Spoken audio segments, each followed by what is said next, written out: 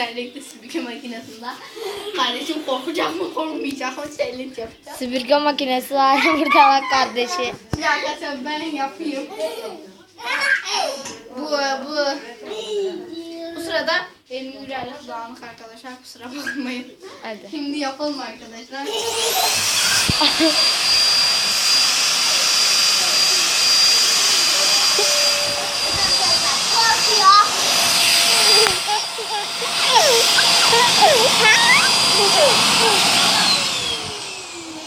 Evet arkadaşlar, gördük mü ne kadar korktu. Videomuz çok kısa oldu arkadaşlar. Yine de bunu sizlerle Arkadaşlar bakın kuzenimize. Neyse arkadaşlar, kızardı. bir dakika daha yapalım, videomuz kısa olmasın.